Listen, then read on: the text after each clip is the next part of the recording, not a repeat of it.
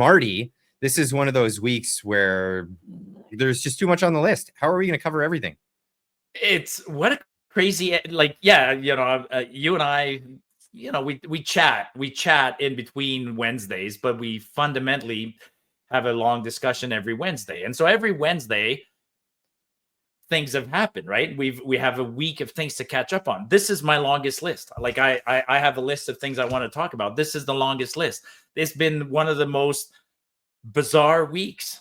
But on the good side, I'm happy. And I think a lot of Canadians are in the same boat. We're happy because we are finally seeing the real beginning of the end for Justin Trudeau. I mean, well, it's the beginning of the end. I know a lot of YouTubers like to do the "it's over," and that's why I put that in the thumbnail, because like, no, it's not. Maybe soon. We don't know, but he is hanging on. Holy cow! Like zero shame whatsoever. Just as we expected, though. I mean, like, surprised at this point is before getting into huge details on the week. Like, let's just summarize real quick the week for him this week, right? So he was supposed to he had a fall economic statement that he's been dragging his feet on. They finally tabled it. It's a disaster. We know that the economy is not getting better. He's trying to, and so then he wanted to shuffle. Well, it's $20 billion more, and we'll probably get more into that in a bit.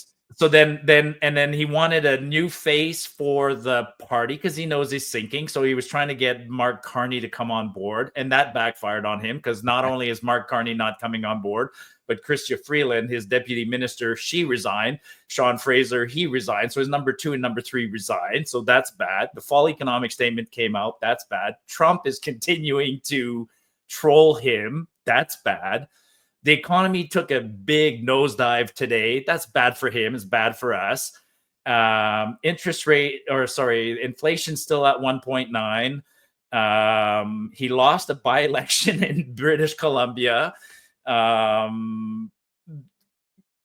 Tamara Lich is being lauded as a hero. She's in Europe. She's getting the spotlight. She's his nemesis. He's having a bad week. That's perfect. A big shout out to Tamara. Big shout out to Tamara because, well, I mean, it's what she did, and amongst a lot of other people. I mean, her and Chris Barber were at the front truck. They were truck number 1 going to Ottawa, and for a lot of people on our behalf, right? Like, unbeknownst to them, but it grew and became this big thing that they were just standing up for their rights and their passion, and it turned out that was the passion of a majority of Canadians at the time, and that's amazing what happened. And it's one of the, it's in the broader context we've talked about, there's a good side and a bad side. There's a right side of history and a wrong side of history. Trudeau was on the wrong side with the mandates, how he had, and the truth eventually comes out. He was on the wrong side. And Tamara, yes, she suffered on our behalf, but at the end of the day, she can rest knowing that she was on the right side, and she's being recognized. Finally, she's getting the proper, well, not the proper. She's had the proper recognition from the people that matter. She's still being, dragged through the courts right now in Canada. They haven't even, first it's going to be, either she's convicted or not. Her and Chris Barber of mischief. Which, what does that mean? There's like such a broad scale of what that even means, and if they're convicted of that, then they're going to probably drag out the process of sentencing. Yeah. But so just, and I guess we've been talking about her, but we didn't actually say what she's doing. She got invited to Germany. She's in Germany right now. I think she's been there since Monday. I was on the space with her the other day, and she sounded absolutely tired, but she got invited to Germany. Today, she spoke to the European Union, their sort of the EU parliament kind of thing. She spoke there. And then she's nominated for some big award. I mean, and I, good for her. Hopefully she gets this award. Good. I mean, I think I'd like to see her get, actually, weirdly, today there was a list of the Governor General nominated people for the Order of Canada. And that's the first thing I do is I quickly went down the list. I'm like, no Tamara Lich, no Chris Barber, no, like, real heroes. Nope, they're not on the list. It's always, there's real heroes. Let me not diminish the Canadian order. It's still important, but yeah. So yeah, good luck, Tamara. And I don't know when the award ceremony is. Probably Friday night or Saturday. And And if not this one, maybe the Nobel Prize. So what do we get into first, Marty? Because that's the summary.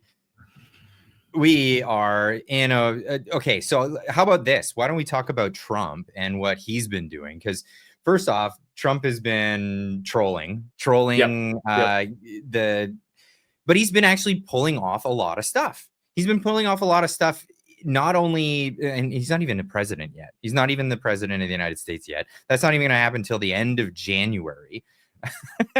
but nonetheless, he's making stuff happen. In fact, even in America, and we saw that tweet where he put it out doing the exact opposite of what Trudeau does in Canada. And we all said it. We called it out. And we said, Trump's making the right move here. Anyone who does over $1 billion worth of business in America, brings new business to America, he's going to speed things along. Yep. And that's exactly what he's doing here. And this is a great story. And I'm glad you haven't heard about this yet, but this is the president and CEO, the CEO of a company called SoftBank in Japan. And you might think that that's a bank. It's actually a service provider, a carrier of mobile service. And it's massive. It's a massive company. And they're saying that they're gonna invest $100 billion in the United States over the next 4 years. That's impressive. You got to see this video clip. It's fantastic. I'm excited to go, and we were discussing, and President Trump said, "Masa, double down is not enough. Maybe go for more, right?" I'm going to ask him right now. Would you make it $200 billion? He can actually, believe it or not, he can actually afford to do that. Would you do that? Well, my promise is 100, but he's now asking to do more. I think with your leadership, my partnership with you, with your support, I will try to make it happen. I'm gonna try to make it happen. Look at that. He'll make it happen. He'll make it happen. He is a great negotiator. And he manhandles them. It's so funny, but this is how it's done. This is really how it's done. It's totally how it's done. Let me tell you a quick story. I mean, I experienced this, right? I worked on a company that tried to advance a liquefied natural gas project, an LNG project. And we had a contract with Germany, and it was worth $20 billion. And we were basically told by Trudeau we didn't have a business case, which was mind-boggling. And the story I want to say is that I worked on that for about 5 years and we got nowhere. And in the same time, I had nations like Qatar and the US that were advancing projects this size every 3 months. And I used to tell the story about if the president of Qatar Gas wanted some deal made with the Japanese, he would go visit the Sultan, and the Sultan would meet the president. They'd exchange cars, gifts, whatever, and make a deal. That's how the world works. Yeah. And I always looked at our guy, and I'm like, oh my God, really? I'm gonna send Trudeau. Oh no, we're done. What's our track record? When we needed more internet in remote areas, they could have invited, I don't know, maybe Elon Musk, the guy who does that. Yeah. No, instead they embezzle money through a fake corporation and give us no services. So at the end of the day, we spend a bunch of taxpayer money and we get nothing. We get nothing for it. And we have a contrast now that we can look at and say, okay, well, they want more communication in America and they want more competition in the market. So let's invite a giant business that's successful in Japan and get them to come over and put up towers and do all this stuff with possibly $200 billion worth of investment. There's no excuse with Trump, right? He's just going to get stuff done. You don't go in there and he doesn't say, hey, I want this done. And if the first words out of your mouth to Donald Trump are, well, that's going to take a long time and I don't know we can do that, he's just going to say, next, you're fired. Yeah, next right? I'll talk to somebody else. Yeah. No, either you're willing or you're not. That's at the end of the day. Now what's really interesting for me in the last couple of days is I've been looking at so many numbers, and then I look at the US and you go, wow, it is a big economy, right? It's a giant economy. Like it last week. Wouldn't you like to have a little more access to that, Marty? Oh, totally. When they talk about $1 billion come on in, we'll, $1 billion will help you. Like that's, we only have like $100 billion company like that gentleman just showcased, or actually I'm guessing it's more than that, right? The Japanese, that Huge man company. is probably coming from $1 trillion company. Like we don't even have $100 billion company in Canada. Like there is none. So, No. it's and yeah, no, it was But meanwhile, Trump is chiming in about Canada, and he's ruthless. He's relentless. So he tweets this out. Tweet. I say tweet. This is Truth Social. Other people have been tweeting out. So Mark Nixon, for example, here put it up. But he says no one can answer for why we subsidize Canada to the tune of, I think he's trying to say 100 billion, but he put 100 million a year. I know he doesn't read my tweets, but I bugged him on that one. I'm like, seriously, Mr. President, it's not 100 million, right? It's it's 100 million. I had to look into it. 100 million would buy us one F-35 jet. You know those fancy jets that the Americans are one. 100 million is one. That's per year. That's our trade with them, or the trade deficit. Many Canadians want Canada to become the 51st state. They would save massively on taxes and military protection. I think it's a great idea. 51st state, and I'm sure he's joking still. Like I don't think this is serious. Some people are taking it as if he's serious, but what he's doing is he's just like he's throwing that elbow right into the rib of Trudeau. Well, he's sore. I mean, I've thought about this for. I've thought about this for a good part of this week. He is serious about something, right? I think that let's remember, like in his last presidency, he got elected, or he wanted to come and clean the swamp, right? Remember, he said that, and he didn't get too far, and then he lost, and Biden came in. This is Trump 2.0. He wants to clean the swamp. He's going to clean the swamp. But what I think I've realized in the last 2-3 weeks. Or 2-3 days, sorry, is the swamp extends here, and he's gonna clean part of our swamp. And you and I have talked about this. Like it didn't look for a while that anybody was going to come and save us. That Canada's on our own. No, he's going to help us. He's helping us. I think he's going to clean the swamp. Already? And I think and some of these shots that he's doing, that is cleaning the swamp. I mean, look at what happened. And by the way, when he says swamp or like, you know what I mean, he's thinking. He doesn't like Klaus Schwab. He doesn't like George Soros. Like he doesn't like people that are unelected trying to change the world, right? So, and we in Canada, we have a couple of people that are right in the back pockets of those people, Trump, Trudeau, and Freeland and whatnot, and he's cleaning them up. Well, and it was again, this is Argentina, winning the day on precedence. It was. Do you remember the clip of Klaus Schwab coming out and saying we've penetrated. We've infiltrated them. He used a dirty word like that. We've infiltrated them. Yeah, he said penetrated. We've penetrated their cabinets. Even worse, right? and he says, I know that all these places like Brazil and Argentina and Canada with Justin Trudeau, he calls them by name. Are our guys, right? Yeah. And Argentina was the first to turn it around and say, nope, not your guy anymore. Not your guy anymore. And Milei's been doing a bang up job. It's amazing. And it's great. So it's setting an example, it's setting the precedent. This is the direction that that's awesome. If you think about it, Milei's doing an amazing job. Trump's like, hold my beer. Hold my beer. You want to see how it's done? We'll show you how Americans do it. And that's it. And what happens? What's the product? Even though, Trudeau has come forward and said, oh, we're going to come in with our counter tariffs against ketchup and Harley Davidsons. Well, the reality of the situation is we've got his first ministers now coming out and making announcements that they're going to be changing the border situation.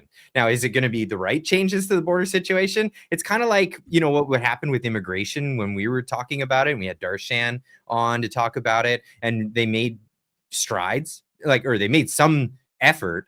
At least on the surface, they're trying to make a presentation that they're doing something, even though they may not be actually.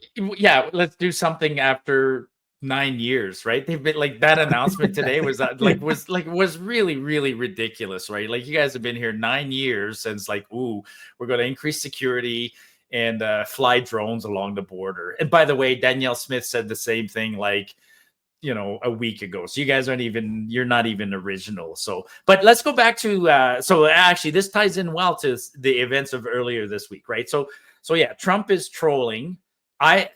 Trump has been saying, he's not, it started with when Trudeau went to Mar-a-Lago and he said that $100 billion deficit or trade imbalance. Sure, he mentioned that, but I don't think that's real. And he's also talked about the border, and that's okay. But those two things could have been resolved pretty quickly without having to threaten us with tariffs or whatever, right? So I think he is trying to clean the swamp. He's done a good job. He scared the shit out of Mark Carney. Mark Carney is one of those globalists who was eyeing Canada, going like, "Oh, easy target, right? I'm going to go and take." For weeks we've had rumors. Well, Mark this week basically said, I want nothing of that. So he scared Carney because the word on the street is that Trudeau That's good for us. It's totally good for us. Yeah. I mean, word on the street was that Trudeau really Trudeau is feeling his popularity sinking. He knew that the budgets that he are presenting are kind of like not that popular anymore, and he wanted to make changes. I truly believe that. So he had a phone conference with Chrystia Freeland, the deputy minister, the finance minister, on Friday. He's like, "I'm moving you out of there," and she called his bullshit. She thought about it, and on Monday she's like, "You know what? I quit." And then Trudeau was like, "Holy shit, you quit?" He was going to move her. He was going to move. Yeah, he was going to move her, and she quit. So that caught him off guard. And then we went 2 days without an announcement. And then in the end, Carney didn't appear as the finance minister or the deputy minister. He gave it to Dominique LeBlanc. Which means he had to shift him away from the safety. He was a safety minister. He still is. Dominique LeBlanc now has got to be both. Yeah, he has four portfolios, right? He's intergovernmental affairs, safety, finance, and some other thing. And he's actually, I've talked about this. Dominique LeBlanc got first elected to the House of Commons in 1997. And he's almost never been a minister. So he's been 27 years as an MP who really likes to do nothing. Wow. And suddenly, but Trudeau has so few people that he can trust anymore. By the way, this is no joke. Dominique LeBlanc was his babysitter. Okay? Dominique LeBlanc is about 10 years older than Justin Trudeau. And when Trudeau was a 5-year-old kid, LeBlanc was a 12-year-old kid, friends of the family who babysat Trudeau. There's that nepotism again. It just keeps rearing its head in this country. It's gross.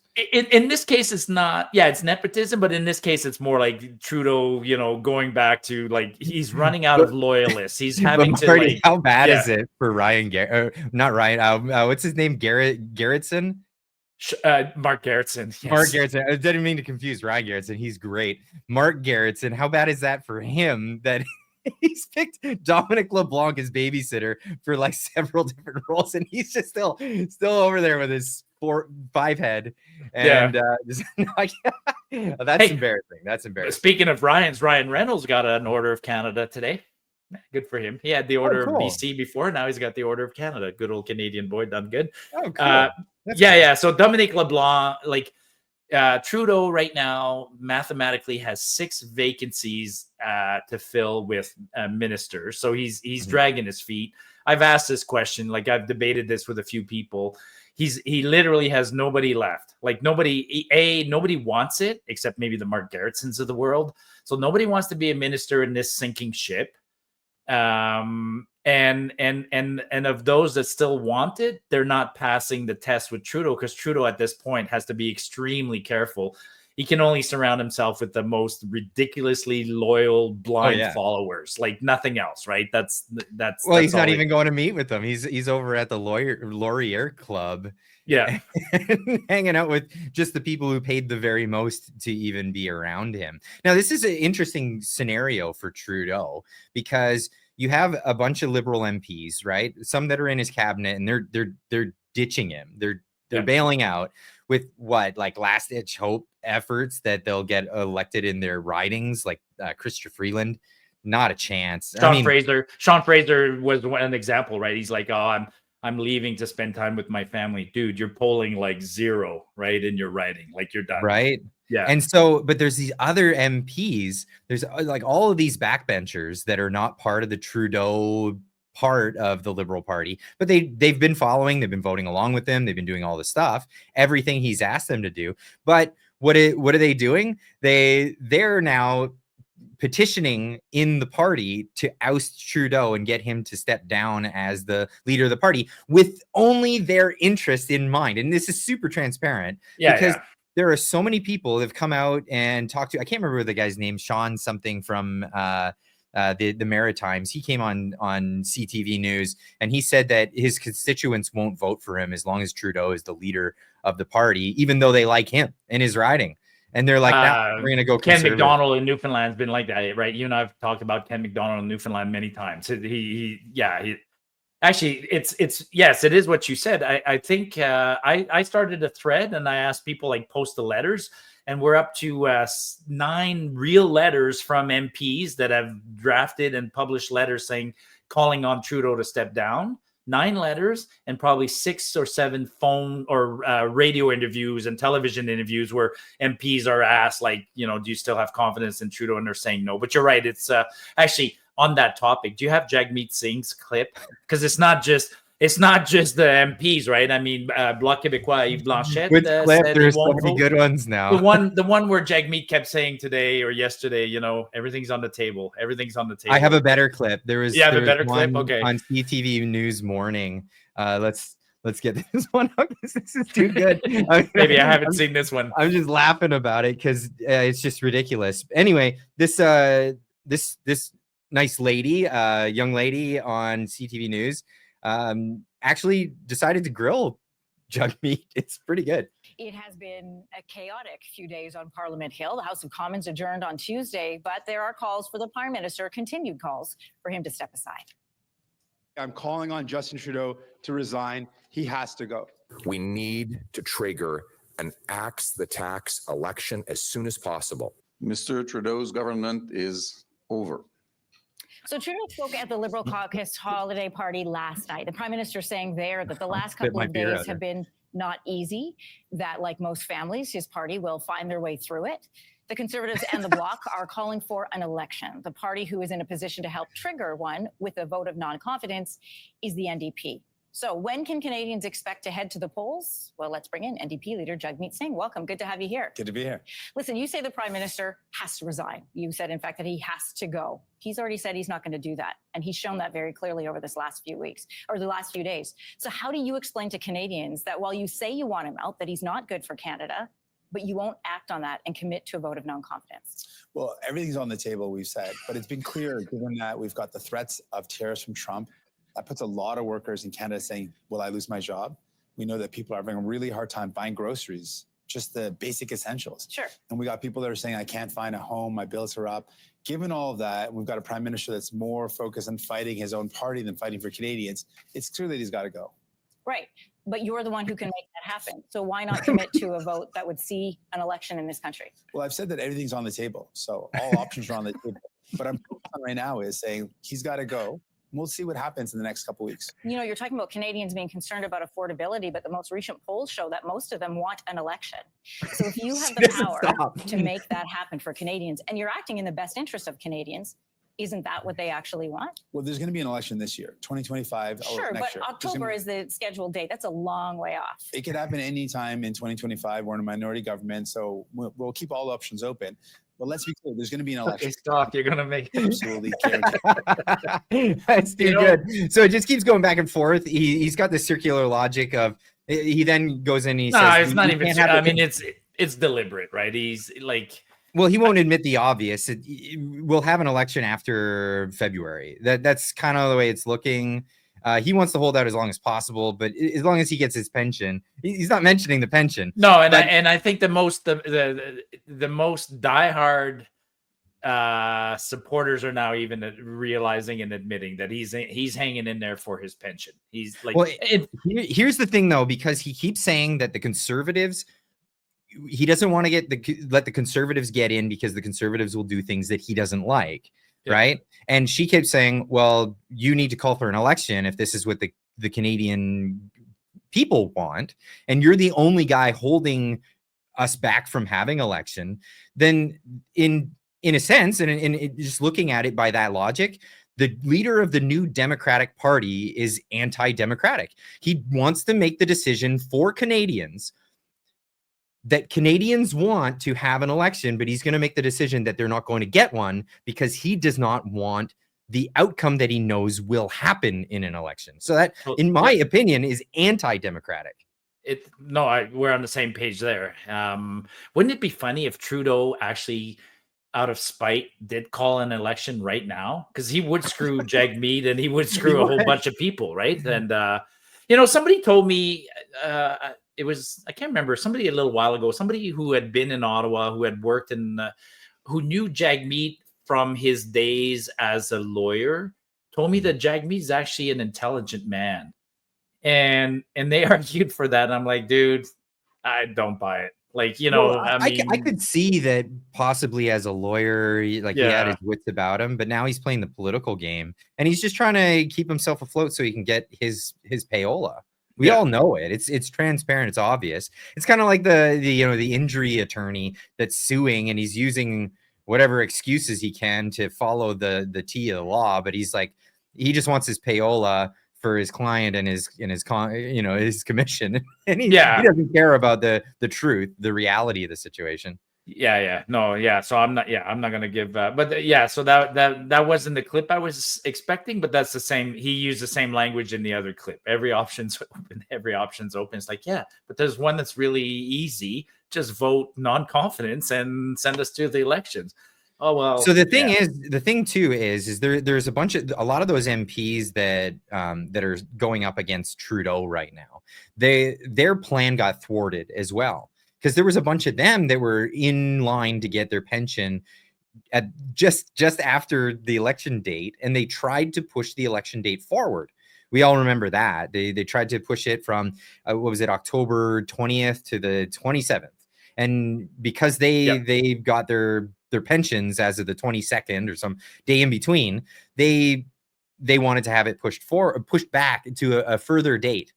And then finally there was some a contestation of that from the chief electoral officer. It's the chief electoral officer put his foot down, said, I'm not going to do that. He said, not going to do that. So we can move it forward. We can move it sooner if you'd like, sooner, but we're not going to make it later. And that thwarted a lot of people's plan. These MPs that were all going to be lined up for their pension, now they know that they're going to lose their riding, and they could possibly win their riding if Trudeau wasn't their minister, their prime minister. And that's really what it comes down to for them. And Jagmeet, now my thought's different. I thought he was going to, they were going to ride it out until October. I think as soon as Jagmeet has his pension, he's done with it. He'd be happy to just walk away from it. That's perfectly valid. So then what they have to do now is Trudeau has to he's either going to have to prorogue Parliament somehow, which we've talked about, or just avoid any non-confidence vote before then. He's already avoided one. Those $250 checks that they wanted to give everybody in the new year, that would have required a vote. That was a $4.6 billion unbudgeted expense. It required a vote. It's got canceled. So there's no checks because he couldn't risk a non-confidence vote. Because he's gonna, if one just shows up right now on his doorstep, a non-confidence vote, he's gonna lose it. I'm pretty sure Jagmeet is, I don't know. I don't trust Jagmeet, but I trust the Bloc. I think the Bloc right now would defeat the government, because the latest poll shows the Bloc in we're heading into another bizarre territory where the Conservatives could form the majority, would if we had an election tomorrow, and we're in minority territory not minority. What's the word? We're in opposition territory for the Bloc.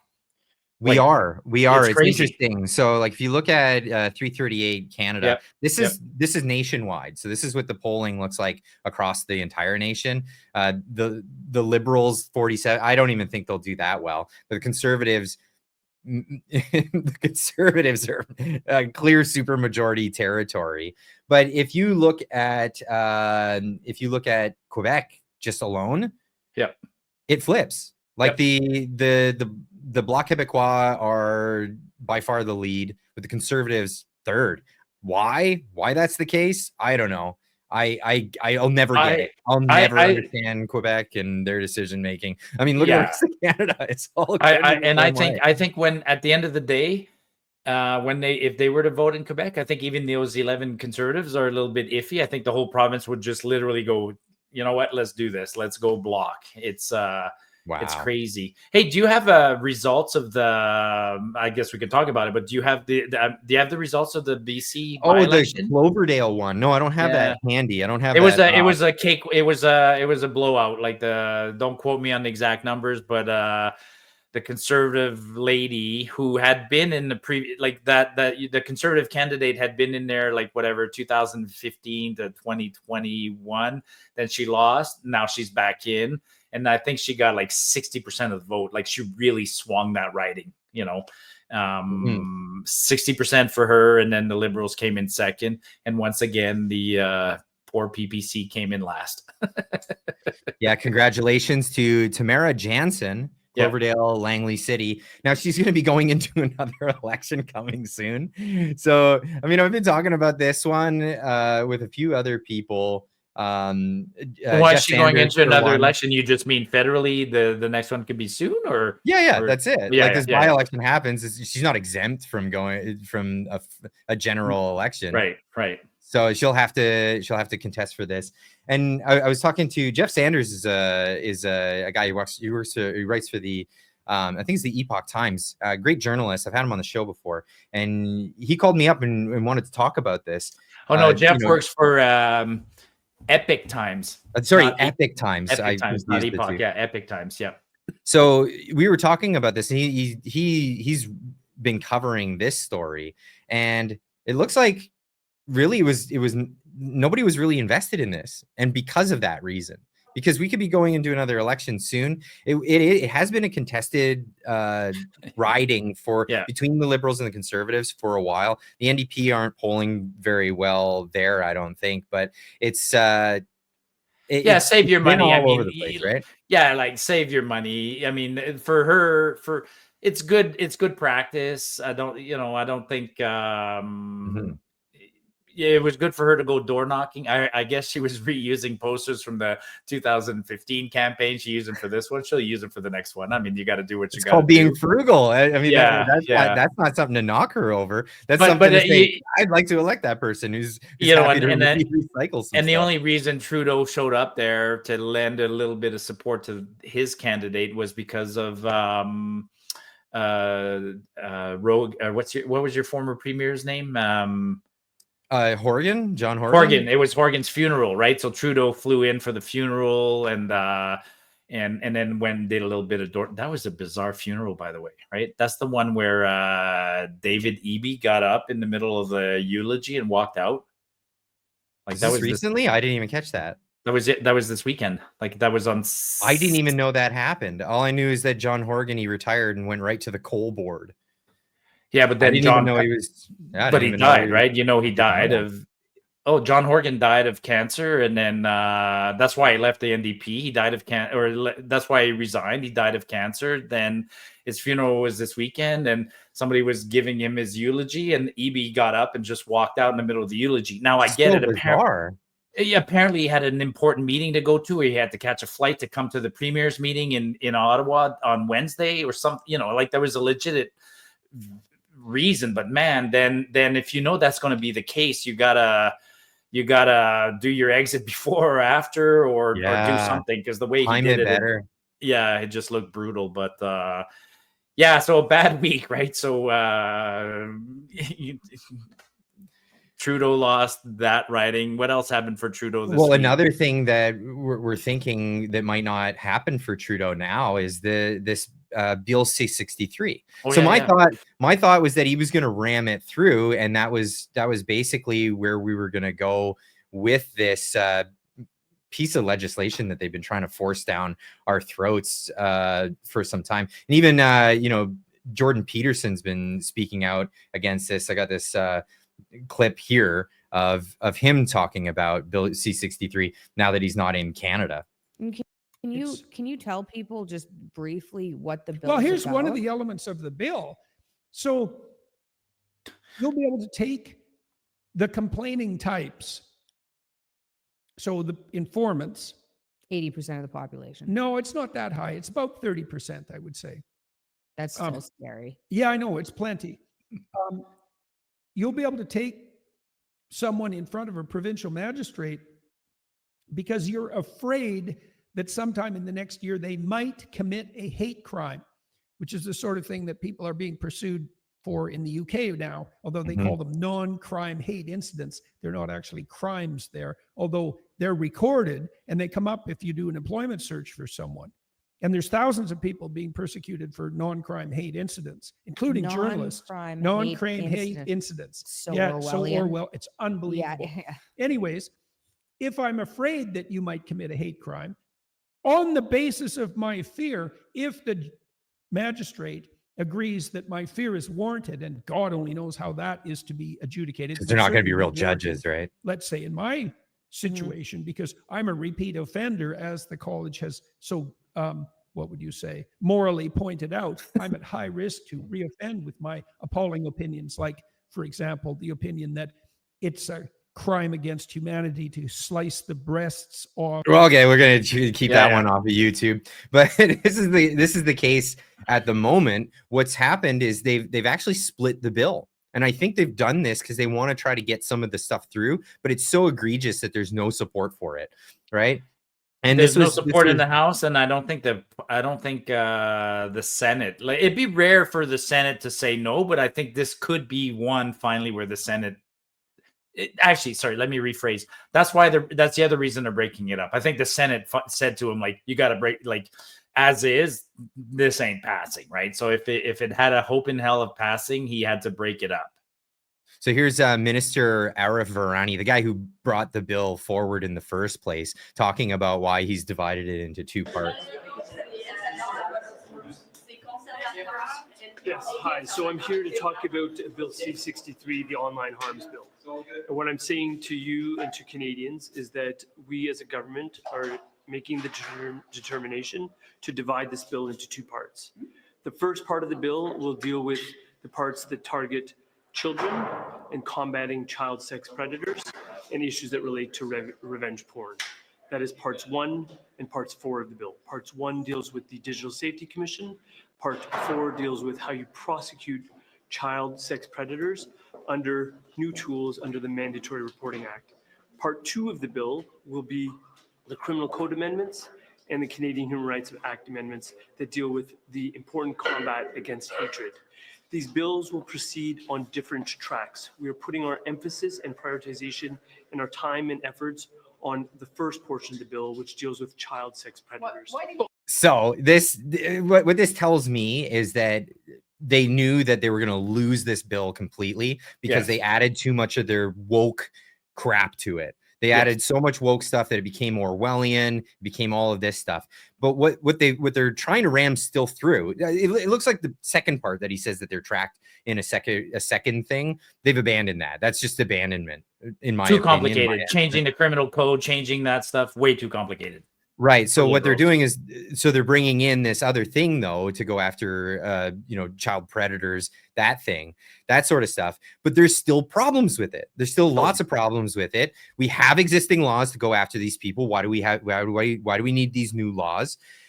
With this whole idea of introducing this, Christine Van Geyn, who's been covering this quite a bit, she brought up an interesting point in saying this might be tools for lawyers to push plea deals, because they'll be like, we got you on this and we'll give you life in prison because, we have this or that, and just like arbitrary things that they could shoehorn into the legislation that somebody who didn't commit anything of the sort, they could nab them with that and give them a huge threat using this piece of legislation and just put more people in prison that, maybe they can't prove their case. So plea deals is a big bad thing.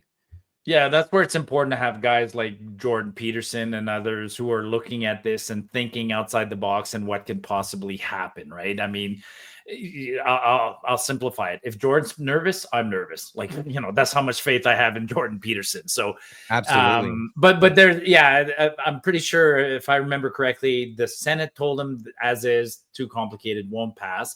And the other thing is, the Liberals, they got to pass these things as motions now, or as these weird omnibus bills, because if they pass them as bills, they're frozen. There hasn't been an actual bill passed in the House of Commons now in in months. I mean, and what's the holdup? Why can't they do it? Because they're not providing the information. Hey, that's a whole other topic, man. I'm surprised that the Speaker of the House did not get fired this week. Like Monday was let me give you a quick overview. Monday was a gong show, right? We wake up and Freeland's gone, but she had promised that she was going to deliver the fall economic update. Did her socks roll up from under the house? No. Yeah. So I did my business. I sit at home, but I can run the House of Commons in the background, and I was listening to it and running it, hoping that they would go. You get the section where we table documents. Nope, didn't get tabled there. Freeland's not in the house. We don't know who the blah blah blah. Then Karina Gould walks in, almost like casually, takes the fall economic update, drops it there and tables it, and then walks out. And then everybody's like, okay, what just happened? And the Conservatives tried to pass a motion to have an emergency debate to talk about it. But nope, it's only tabled and we're not going to talk about it. The Speaker's turning off the microphone. He's like, I ruled. Scheer, who was once a speaker, steps up. It's like, point of order, you're Mr. Speaker, according to rule number blah blah blah. Nope, he shuts it down. There was no Liberals in there, but there was 172 MPs, NDP, Liberals, Conservatives, and Bloc. They had a majority, right? So they passed a motion saying, let's have an emergency debate on this. Doesn't matter if the Liberals aren't there. And the ruler said no, or the ruler, I call him the ruler. The Speaker said no. I was watching this going, holy shit, man. Now they're going to hold you in contempt of the House, right? And I thought for sure they should. In the end, they decided it ain't worth it. It ain't worth it. But yeah, what a gong show, man. So yes, back to your point. There's nothing's passing in the House of Commons because real critical business like this not going to happen. No bills.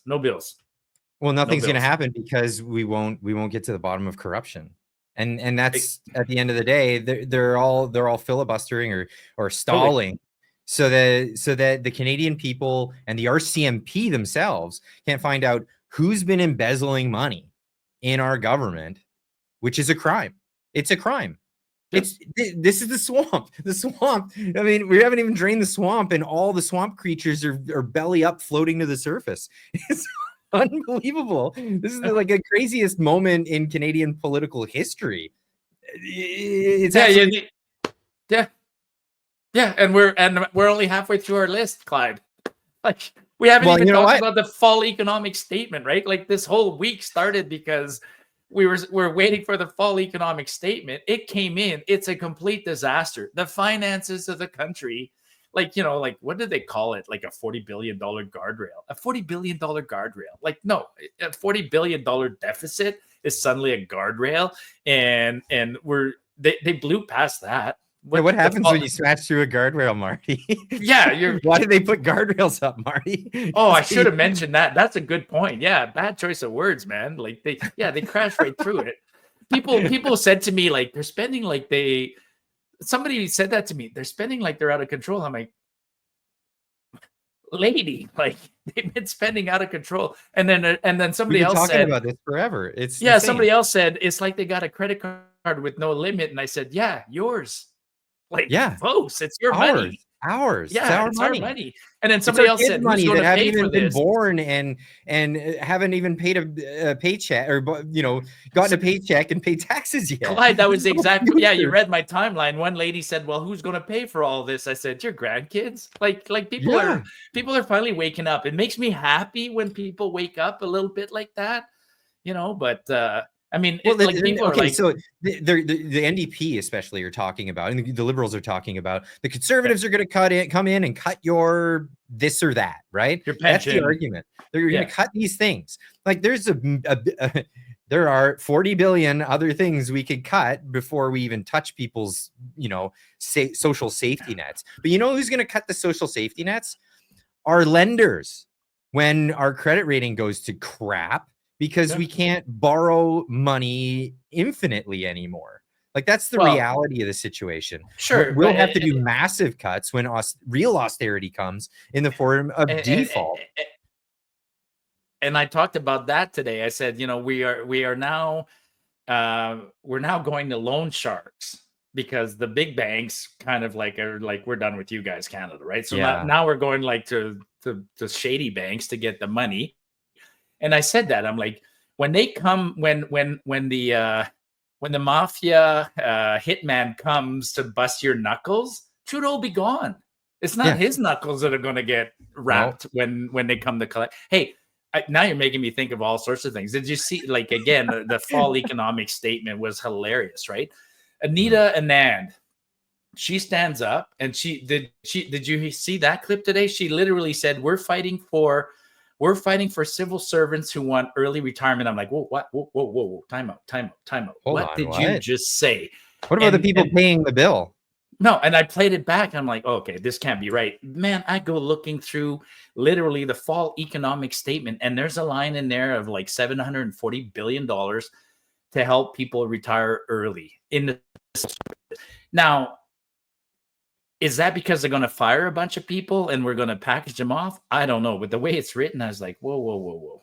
Yeah, what a week. Well, they don't want to fire people because, I mean, this is how the Liberals or the NDP retire them early. You know, I'll take the package. I mean, if you're going to retire me early. I see. Yeah. Retire you early because they don't like to get rid of government jobs. The socialist way is to, you know, lie to people about the numbers, and when the numbers don't look good, so say unemployment starts going up, just open up a whole bunch of new vacancies in government jobs. Hey, those numbers will go down. But it's not a responsible thing to do, and it's kicking the can down the road, and eventually it's going to come home to roost. But at a certain point, right, how do we default is the question. How do we default on this? Are we going to default by just saying, no, we're not going to pay it, or the lenders will say, no, you can't borrow anymore? Or do we default in the way of printing more money, and it's the soft default of monetizing your debt, and that's inevitably where that goes. And we saw the Canadian dollar sinking already. Yeah, we saw that today, right? I mean, we saw that all week. The Canadian dollar started tanking further. I mean, started tanking, has been tanking for 5 years, but today was really ugly on the stock market. Like, the Canadian stock market took a 2.5% drop, and so did the Americans. But how do we default? Actually, that's something else I've thought about this week. Is there a real play here? Like, you know, the Americans wouldn't, like, we've heard all week, right? Can Canada become the 51st state? You know, if we continue to devalue ourselves, that's a reality. You know, 30 years. I mean, it happened in Newfoundland. It's happened throughout history, right? Newfoundland, people forget this, but after World War II, Newfoundland was a British colony, doing poorly, went bankrupt. And what did they do? They pleaded with us, hey, Canada, can we join Confederation? So if we keep going down this path, and I'm sure we're going to get comments from the viewers on this, but if we keep going down this path, maybe the Americans can just buy us for, you know, pennies on the dollar. I don't know.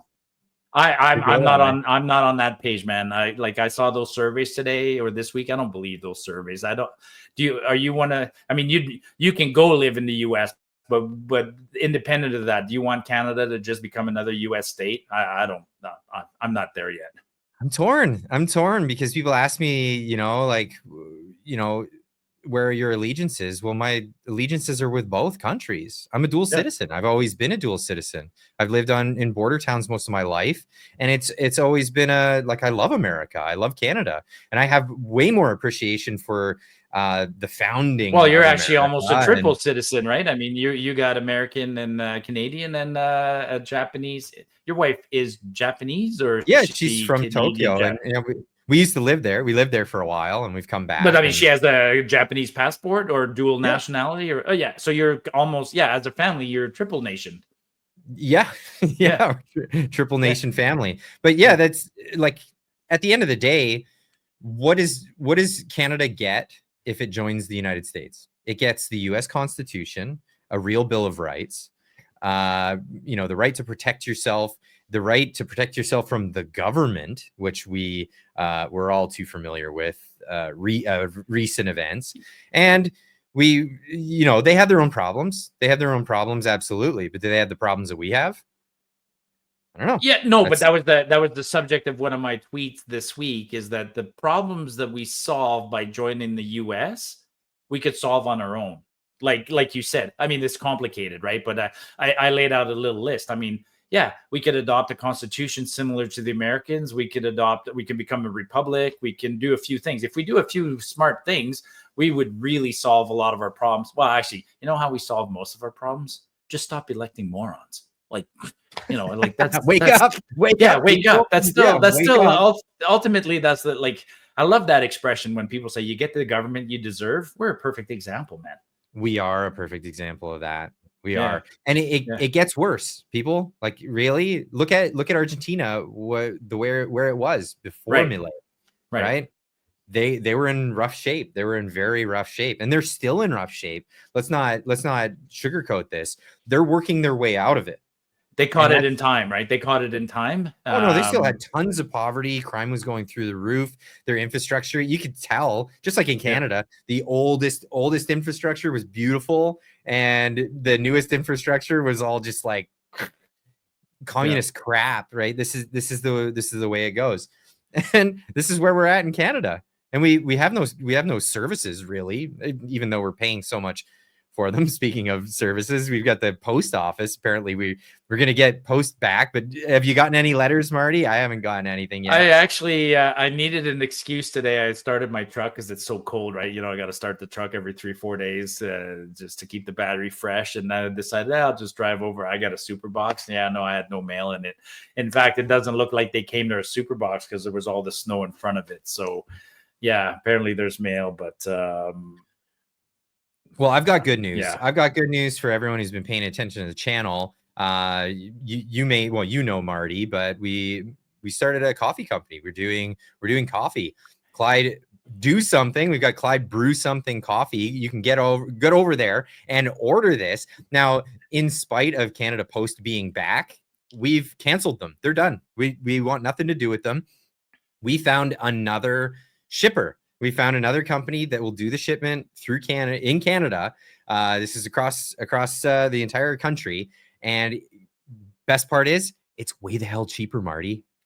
Clyde, your story, you could have been on the news yesterday. I saw somebody else on the news say exactly that. It was a small business owner, a small backpacking gear equipment owner kind of thing. And he's like, yeah, we found somebody cheaper. Yeah. So yeah, way to go, Canada Post. Way to go, Canada Post. You shot themselves in the foot big time on this one, because I am never going back to Canada Post. It is never happening, because they have a track record of, just like other government services, going on strike and just ruining everything for you at the worst opportune time possible. But anyway, for those that are interested, get on over there. We've got some good medium dark roast. We've got the medium is called the MAGA, because we're making Americanos great again. That's what we're doing. There's also a decaf for people who like that, and then the dark roast is the dark humor. It's your morning coping mechanism.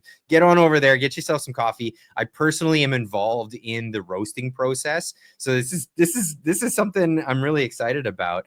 My friend, who's a excellent master roaster down in the city, we've been putting this together, and if you're into that, you want a cup of Joe in the morning, go on over and get some of that. And for the viewers, right, get some coffee. But the Canada Post strike is not resolved. They were just ordered back to work because it was. So they're really excited about being there. Yeah. Sure, so I'm not handled well.